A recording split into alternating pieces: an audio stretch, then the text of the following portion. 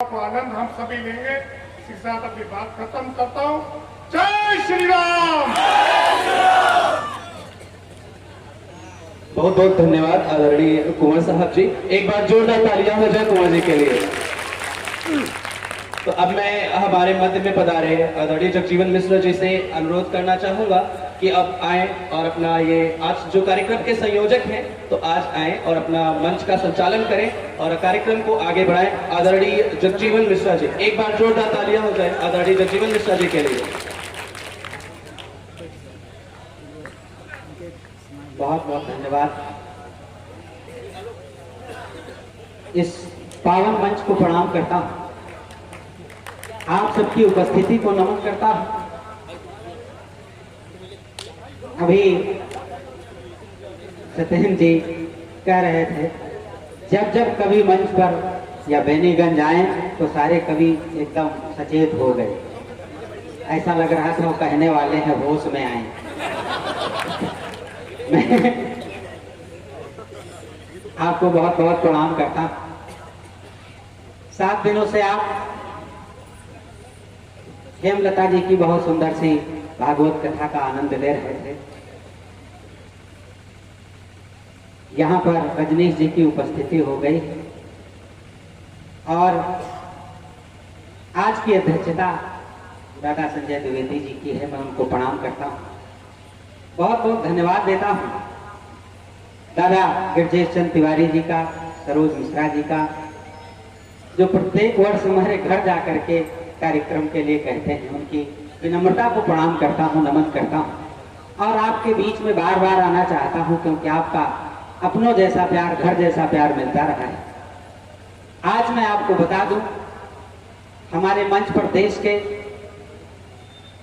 श्रेष्ठ कवियों की टीम मौजूद है। मैं एक बार परिचय इन कवियों का कराऊं।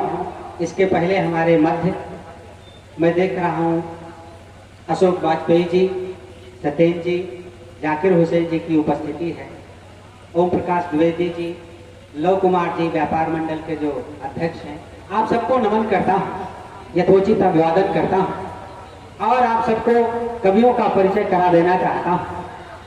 जिस प्रकार से बेनीगंज की साहित्यिक धरती पर कवियों का सम्मान होता रहा है, आज भी उम्मीद करता हूँ इन कवियों का आपका प्यार दुलार मिलेगा। कल रात से चल करके जो हमारे मध्य पहुंचे हैं, देश का वो बड़ा नाम जो आपको हंसाने गुदगुदाने के लिए आपके मंच पर है, दादा लटूरी लट्ट जी, जो टुंडला फिरोजाबाद से हमारे मध्य हैं। इतनी जोरदार तालियां उनके लिए पर्याप्त नहीं, हाथ उठा करके जोरदार तालियां उनके सम्मान में होनी चाहिए। देश का वो बड़ा नाम जो सौभाग्य से आज हमको मिल गया है, आप सब आनंदित होंगे। हमारे मध्य सिंगाही से आलोक गजराहा जी की उपस्थिति है, वो भी हास्य के बहुत सुंदर कवि हैं। मैं उनको भी सुनूंगा। हमारे मठ पर ओजस्वी गुरुतेवर, जिसको आप YouTube पर, दूरदर्शन पर, टीवी पर देखते सुनते आए हैं, आगरा से भगवान सहाय हमारे मंच पर हैं। जोरदार तालियां उनके सम्मान में है। सुदूर क्षेत्रों से, दूर दूर की धरती से हमारे मध्य, हमारी बेनीगंज में ये लोग आए हैं। निश्चित इन सबका प्यार दुलार मिलेगा। हमारे मध्य बाराबंकी से लवकुश शुक्ला जी की उपस्थिति है। हास्य रंग का वो नाम जो आज यूट्यूब पर सबसे ज्यादा वायरल है, लवकुश शुक्ला जी। एक कोकिल कंठी मधुर गीतकार भाई शुभम शुक्ला जी सीतापुर से हमारे मध्य हैं। निश्चित से जब वो गाते हैं तो लगता है कि कोयल गा रही है। आज आप सुनेंगे सुमधुर गीतकार भाई शुभम शुक्ला जी। कवित्रियां अक्सर श्रृंगार लिखती हैं, लेकिन महादेवी की परंपरा से आदर्शिका वर्मा जी हमारे मध्य हैं, जो बहुत सुंदर वो पढ़ती हैं। आज आप सब सुनेंगे और आप हमको जानते होंगे, कई बार आपके मध्य आ चुका हूं और अगर आप लोग चाहेंगे तो मैं आता ही रहूंगा। अभी साल पहनाई गई, हर हाल में ये साल हर साल बहरहाल हम लोगों को मिलती रहेगी, ये उम्मीद मैं करता हूँ। जब तक आप सबका प्यार मिलता रहेगा, अच्छे अच्छे कवियों की टीम के साथ हम आपके मध्य आते रहेंगे। बीच में कुछ ऐसी विसंगतियां आई, कोरोना काल के कार्यक्रम बाधित रहा, लेकिन पुनः नई ऊर्जा के साथ में आप सब लोग, तिवारी जी, मिश्रा जी और पूरी टीम उनकी जुट करके नया एक कार्यक्रम आयोजित यहाँ पर जो हो रहा है, बहुत श्रेष्ठ कार्यक्रम होगा। आइए, मैं बाधा नहीं बनना चाहता, अध्यक्ष जी की नियुक्ति हो चुकी है, उनको प्रणाम करते हुए मैं चाहता हूं आज के कार्यक्रम का विधिवत संचालन किया जाए। इसके लिए एक संचालक की आवश्यकता होती है। वैसे तो मैं किसी को भी बुला सकता हूं, लेकिन हमारे मंच पर श्रेष्ठ हास्य व्यंग्य के कवि दादा लटूरी लट्ठ जी की उपस्थिति है। मैं चाहता हूं आज के कार्यक्रम का विधिवत वो संचालन करेंगे। कविता भागवत कथा के बाद में आयोजित हुई तो कविता की आवश्यकता क्यों पड़ती है? दो पंक्तियां पढ़ता हूं कि जब हिंसा और घृणा से फटती धरती मां की छाती है। कविता की जरूरत क्यों पड़ती है साहब? कि जब हिंसा और घृणा से फटती धरती मां की छाती है, वह मनुष्यता हावी होती और शांति खो जाती है। जब जातिवाद और भेदभाव का द्वेष तिमिरला देता है, मदमाती दुनिया को तब कविता ही राह दिखाती है। मदमाती दुनिया को तब कविता ही राह दिखाती है। और कवियों के हृदय से तो कविता निकलती है, कब निकलती है? दो पंक्तियां और पढ़ता हूं कि कविता ही दुनिया को दिल से दिल का दर्द सुनाती है। कविता ही दुनिया को दिल से दिल का दर्द सुनाती है। दीपक बनते शब्द अगर तो हृदय भावना बाती है। ममता दया प्रेम करुणा की संगम होती है कविता। कवि की पीड़ा असहनीय हो तब कविता बन जाती है। कवि की पीड़ा असहनीय हो तब कविता बन जाती है। आज के कार्यक्रम के विधिवत संचालन के लिए टुंडला फिरोजाबाद से हास्य का वो बड़ा नाम दादा लटूरी लट्ठ जी को मैं मंच पर आमंत्रित करता हूं और आप सबसे निवेदन करता हूं उनके सम्मान में हाथ उठा करके एक बार जोरदार तालियां बजा करके स्वयं आमंत्रित कर लें दादा लटूरी लट्ठ जी।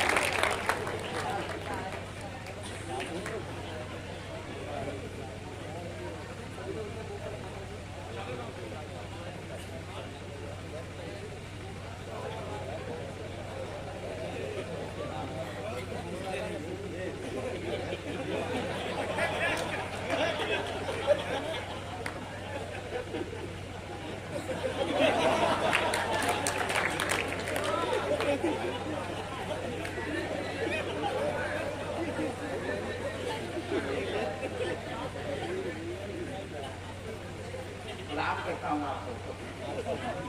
वैसे मेरे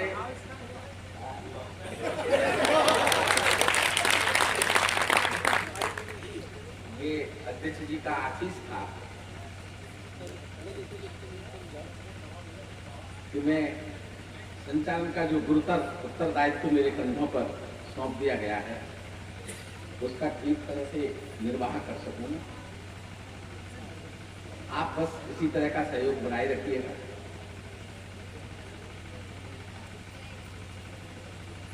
जगजीवन भैया ने कवियों का परिचय करा दिया है सबका। कौन सा कवि किस रस की कविताएं आपको सुनाएगा। माँ सरस्वती का पूजन हमने पुष्प से, दीप से, धूप से कर दिया है।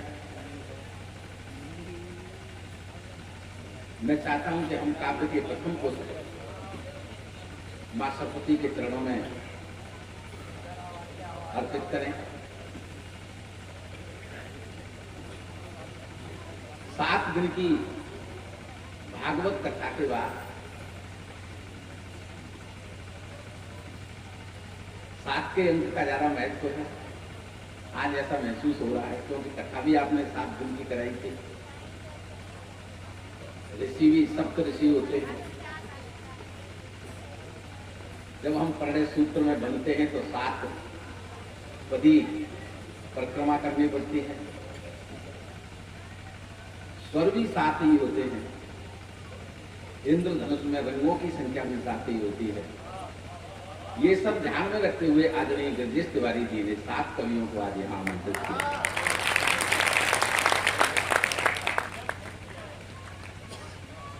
तो निश्चित रूप से माँ भगवती की कृपा तो है ही, और माँ भगवती की कृपा हम सब पर हो जाए, क्योंकि उसी की कृपा से हमें 2 शब्द बोलने का, 2 शब्द लिखने का हुनर मिला है। आपको कविता सुनने की शक्ति माँ शारदे दें, हमें कविता करने की शक्ति माँ शारदे दें। हम अपने काव्य के प्रथम पुष्प माँ शारदे के चरणों में अर्पित करें,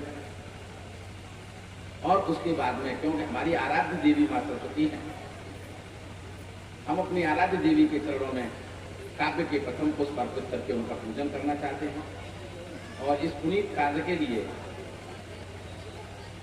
जो जग का जीवन हो सकता है, और वाणी ही से जग को जीवन मिलता है, और आपके मिश्रिक में जगजीवन मिश्र जी रहते हैं, मैं उनसे आग्रह करना चाहता हूं कि मां शारदे के चरणों में वही काव्य के प्रथम पुष्प अर्पित करके इस कार्यक्रम को मंगलाकर प्रस्तुत करें। आप लोग जोरदार तालियां बजाएं।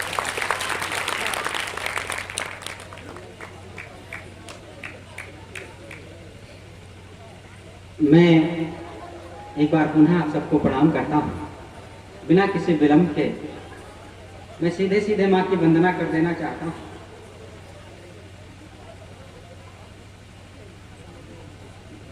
अध्यक्ष जी अनुमति है मैं वंदना प्रस्तुत करूं।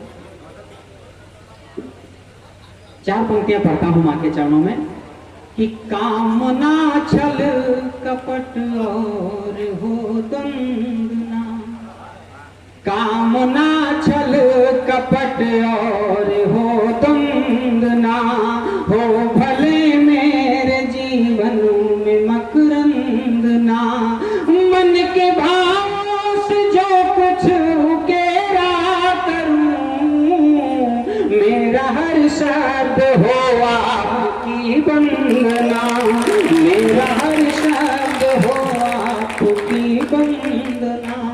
और आइए माँ की वंदना करता हूँ, सुनेगा कि वीणा को झनकार री मैया, वीणा को झनकार, वीणा को झनकार, कि दास समझ कर माँ मुझ पर अब कर इतना उपकार, वीणा को झनकार री मैया, वीणा को झनकार, वीणा को झनकार। और बंद सुनिएगा कि हम अबोध माँ बालक तेरे, हम अबोध माँ बालक तेरे, बाधा विघ्न हरो माँ मेरे, बाधा विघ्न हरो माँ मेरे, सब अपराध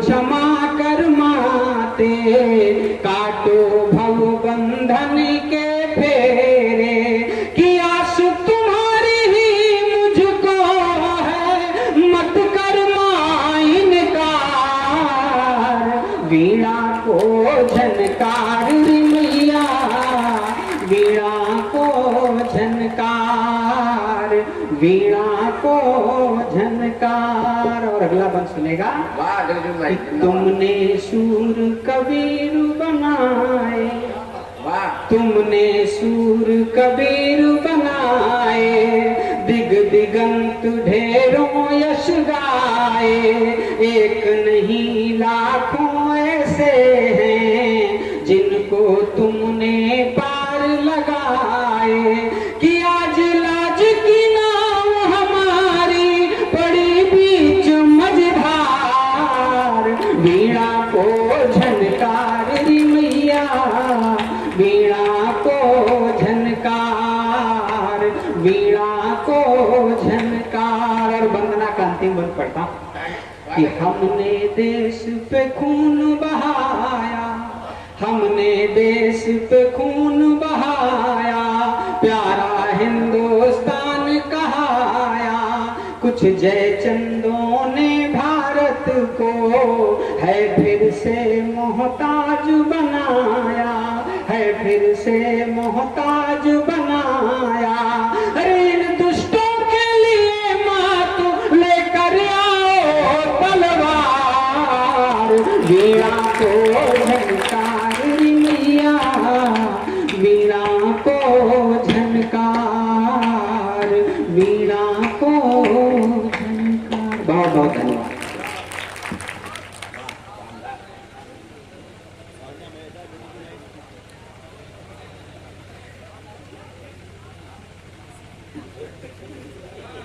गजाननं भूतगणाद सेवितं कपित्थजम्बू फलचारुभक्षणम् उमासुतं शोकविनाशकारकं नमामि विघ्नेश्वरपादपद्मम्। भगवान गणेश का स्मरण करते हुए देवों में प्रथम पूज्य भगवान गणेश को चरण वंदन करते हुए बुद्धिहीन तनु जान के सुमिरऊं पवन कुमार, बल बुद्धि विद्या देव मोहि हरहु कलेश विकार। 33 कोटि देवी देवताओं को आमंत्रण देता हूँ कि वो आए और इस हिंदी की गंगोत्री में मां शारदे के इस यज्ञ में आकर के अपना अपना यथोचित सम्मान स्थान ग्रहण करें। जो लोग इधर उधर घूम रहे हैं या खड़े हुए हैं उनसे भी आग्रह करना चाहता हूँ कि वो भी आकर के अपना स्थान ग्रहण कर लें। भगवान ने खड़े होने के लिए आपको पैर दिए हैं, खाने के लिए मुंह दिया है, तो बैठने के लिए कुछ न कुछ तो दिया ही है, उसका भी प्रयोग करना चाहिए। वरना डार्विन का सिद्धांत हमको ये समझाता है कि हम शरीर के जिस अंग का प्रयोग नहीं करते वो धीरे धीरे लुप्त हो जाता है।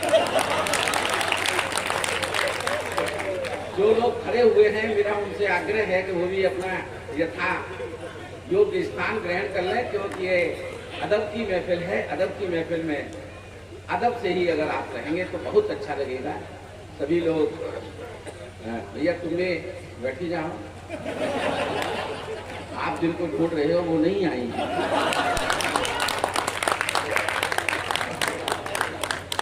मैं हिंदी के इन अनुरागियों को हिंदी कवि सम्मेलन प्रतिवर्ष जगजीवन भैया के द्वारा यहाँ आयोजित कराया जाता रहा है। मैं एक जो लोग अभी इस इंतजार में हैं अपने घर पर कि कवि सम्मेलन शुरू हो जाएगा तभी हम निकलेंगे घर से, मैं एक निमंत्रण का छंद भेज देता हूं और उसके बाद में मैं एक कवि को आवाज दूंगा। बिहरो बिहारी की बिहार वाटिका में चाहे सूर की कुटी में अण आसन जमाइए। बिहरो बिहारी की बिहार वाटिका में चाहे सूर की कुटी में अण आसन जमाइए। केशव की कुंज में किलोल केल कीजिए या तुलसी के मानस में डुबकी लगाइए। देव की दरी में दुर्दिव्यता निहारिए या भूषण की सेना के सिपाही बन जाइए। अन्य भाषा भाषियों मिलेगा मन माना सुख, हिंदी के हिडोले में जरा तो बैठ जाइए। आप बस हिंदी के हिडोले में बैठने भर के लिए तैयार हो जाएं। ये 7 कवियों की माला जो आपको दिखाई दे रही है, निश्चित रूप से स्वर भी 7 होंगे लेकिन रस 9 आपको हो सकता है आनंद के लिए मिल जाए। मेरा ये कोशिश रहेगी कि 9 रस की गागरी ये आपके आंगन में छलके, 9 रस की कविताएं आपको आज सुनने के लिए यहाँ से मिले। जैसा कि आदरणीय कुंवर साहब ने कहा था कि कोई हास्य की कविता सुनाएगा, कोई व्यंग की कविता सुनाएगा, कोई श्रृंगार की कविता सुनाएगा, कोई आपके रोमांच खड़े करने के लिए वीर रस की कविताएं सुनाएगा। इसी बात को मैं एक मुक्तक के माध्यम से, एक छंद के माध्यम से मैं आप तक पहुंचाना चाहता हूं कि इन कवियों की कविता आज किस तरह से होंगी। कवियों की कविताएं जिस तरह से होंगी उसके लिए 4 पंक्तियां बाद में, लेकिन पहले मैं आप लोगों से निवेदन करना चाहता हूं। मैं हमेशा हर मंच से ये कहना चाहता हूं या कहता रहता हूं कि कवि सम्मेलन जिंदा लोगों के लिए होते हैं, कवि सम्मेलन मुर्दे लोगों के लिए नहीं होते। जिंदा होने से तात्पर्य मेरा ये है कि जो लोग अपनी संस्कृति के लिए, जो लोग अपने संस्कार के लिए, जो लोग अपने समाज के लिए, जो लोग अपने गांव के लिए, जो लोग अपने देश के लिए जागरूक नहीं होते वो किसी भी कीमत पर जिंदा नहीं होते। कवि सम्मेलन लोकतंत्र की पाठशाला की हैसियत से आप लेंगे तो निश्चित रूप से ये कवि आपके मन के, जैसा कि जगजीवन भैया ने कहा था कि कविता की आवश्यकता क्यों होती है। जब हमारा राजा पथ भ्रष्ट हो जाता है या पथ भटक जाता है तो कभी उसको जागृत करने के लिए कवि की आवश्यकता होती है। राजा मान सिंह जब भटक गया तो कविवर बिहारी ने कहा कि नए पराग, नए मधुर मधुर, नए विकास यह कार, अली कलीसों की जो आगे कौन है। तो जगाने का काम कवि का होता है। जब सारी कलम बिक जाती है, आज हमारा मीडिया जब बिका हुआ है, लेकिन कभी भी बिक गया तो निश्चित रूप से हमारे भारत का बहुत नुकसान हो सकता है। तब मैं कवियों की तरफ से 4 पंक्तियां आप लोगों की अदालत में कहना चाहता हूं। आप हाथ जोड़ करके बैठिएगा। मैं 4 पंक्तियां कवियों की तरफ से कहना चाहता हूं कि हाथ से सुनोगे यदि मित्रों खिलखिला उठोगे, हंस लोगे। हाथ से सुनोगे यदि मित्रों, हंसने के लिए कहीं दूर जाने की जरूरत नहीं होती है, छोटी छोटी बातों से हमको हंसी आ जाती है। एक एग्जाम्पल मैं आपके सामने रख देता हूं। साली ने जीजा से कहा, जीजा जी में पास हो गई। शब्द का चमत्कार देखना है, शब्द में से किस तरह से ठाका आ सकता है। ध्यान देंगे तो निश्चित रूप से एक ठाका आपका निकल जाएगा। विद्वान लोग बैठे हुए हैं, एक ठाका मैं आप तक पहुंचाता हूं। हाथ से सुनोगे यदि मित्रों, ये पांडुलिपि किसकी है?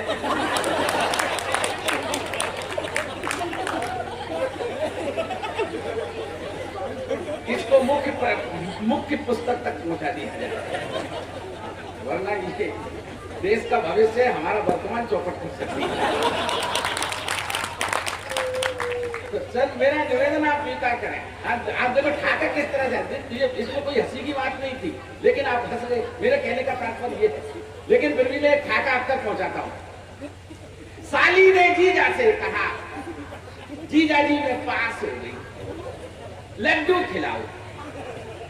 साली ने जीजा से कहा, जगजीवन भाई तुम भी हंस सकते हो। साली ने जीजा से कहा, जीजा जी में पास हो गई, लड्डू खिलाओ। जीजा जी बोले खिलाऊंगा, थोड़ी और पास हो जाओ। बात आप तक पहुंच गई तो एक बार जोरदार तालियां बजा करके आपको। और मैं देख रहा हूं बहुत बड़े लोग यहाँ पर बैठे हुए हैं। जगजीवन भाई, मैं हमेशा सर क्लासिफिकेशन करता रहता हूँ। कुछ लोग बड़े होते हैं लेकिन दिखते नहीं है, बड़े होते हैं लेकिन दिखते नहीं है, और कुछ लोग दिखते हैं बड़े होते नहीं है। कुछ लोग बड़े होते हैं लेकिन दिखते नहीं हैं, कुछ लोग दिखते हैं बड़े होते हैं लेकिन दिखते नहीं हैं, कुछ दिखते हैं लेकिन बड़े होते नहीं हैं। जो बड़े होते नहीं हैं, मैं उनके लिए 4 पंक्तियां और एक ठाका आप तक पहुंचाता हूं। वो है बड़े आदमी जो बड़े होकर भी दिखते नहीं है, उनको प्रणाम करता हूं, लेकिन सर आप उनके लिए सुनना। वो है बड़े आदमी, कपड़े बहुत बड़े होंगे। वो है बड़े आदमी, उन पर कपड़े बहुत बड़े होंगे, बिस्तर बहुत बड़े होंगे, टीवी बहुत बड़ी होंगी, कंप्यूटर बहुत बड़े होंगे, चप्पल बहुत बड़ी होंगी, जूते।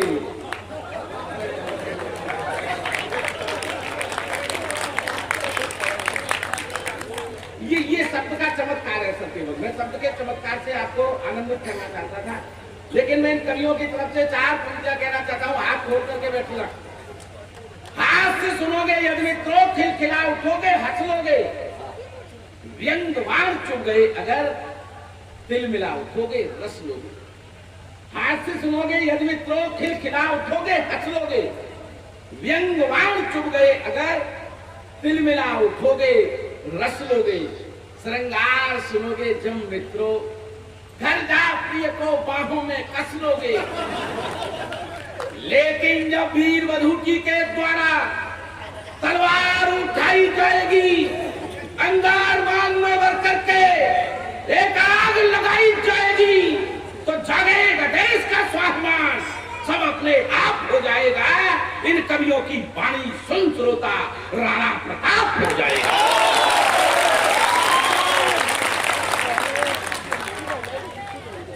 ये कविता की सामर्थ्य होती है। बस आप इसी जिंदा दिली को बनाए रखिएगा। मैं एक हास्य का प्रथम पुष्प आपको सौंपना चाहता हूं, जिसका नाम ही लव पुष्प है।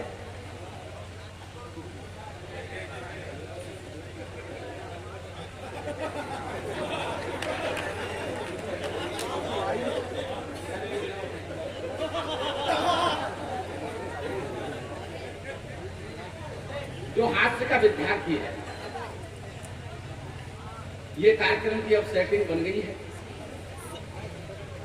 सेटिंग तो आप समझते हैं, इसमें हंसने की क्या बात है, लेकिन आप शब्द के अर्थ को महसूस कर रहे हैं। आजकल ये बहुत चर्चित शब्द हो गया सर, कुमार साहब, ये बहुत चर्चित शब्द हो गया। कहीं भी जाओ ये शब्द जरूर सुनने में आता है, सेटिंग। थाने में जाओ तो लोग कहते सुनते मिलेंगे, दरोगा जी से सेटिंग हो गई क्या? तहसील में जाओ तो तहसीलदार से सेटिंग हो गई क्या? न्यायालय में चले जाओ तो लोग कहते सुनते मिलेंगे, वकील साहब ने जज साहब से सेटिंग करवा दी क्या? आजकल तो स्कूल कॉलेजों में चले जाओ तो लड़के लड़कियां आपस में बातचीत करते मिल जाए, फिर इसके साथ सेटिंग कर लेंगे। सेटिंग होती है, फिर एंड्रॉइड मोबाइल पे चैटिंग होती है, और फिर दूसरे दिन अखबार में छपता है, जिससे पूरा देश शर्मसार होता है। मैं चाहता हूं कि देश को शर्मसार न होना पड़े। ये सेटिंग शब्द आया कहां से सर? मैं तो एक हास्य का रूपक यूं ही बस आपको सुना देता हूं, केवल ठाके के लिए, क्योंकि हास्य के कवि को आवाज देना चाहता हूं। ये सेटिंग शब्द कहां से आया होगा? मैंने इसका एक रूपक तैयार किया, आप तक पहुंचाता हूं।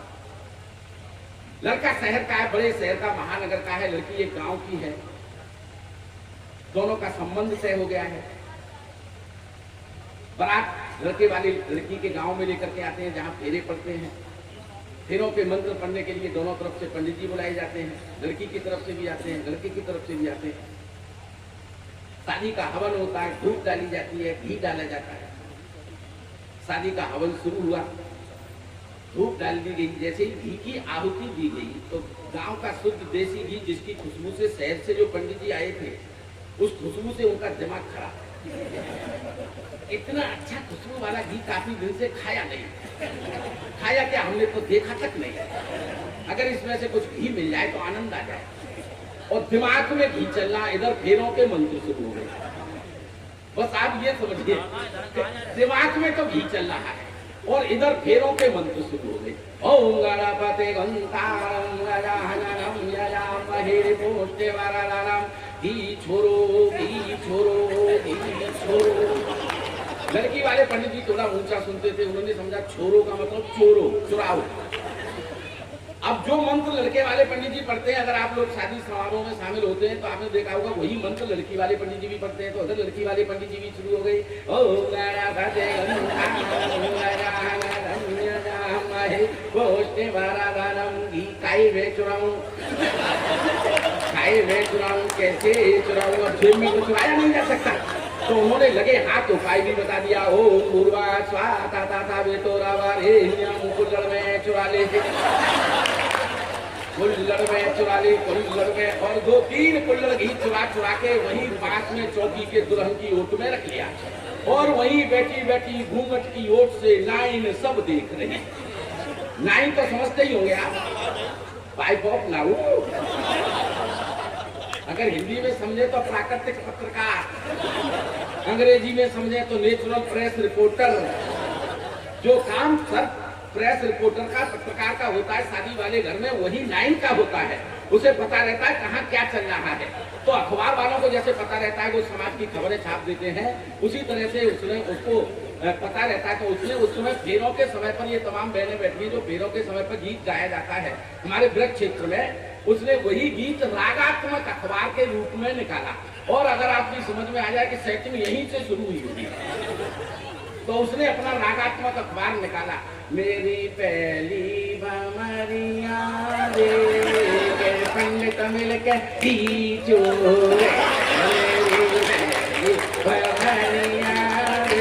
पंडितों का दिमाग खराब हो, अंतरिक्ष है शांति, राभा शांति, शांति रेवा चंद्रमा शांति, सूर्य शांति, बृहस्पति है शांति, औषधि है शांति। तू भी शांत हो जा, तू भी शांत हो जा, आधा तेरा आधा हमारा।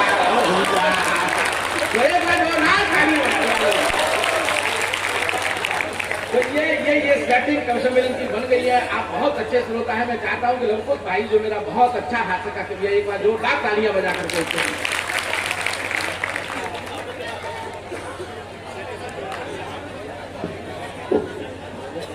ज्ञान की अधिष्ठात्री देवी मां शारदा को प्रणाम करता हूँ। आप सबकी गरिमामयी उपस्थिति को प्रणाम करता हूँ।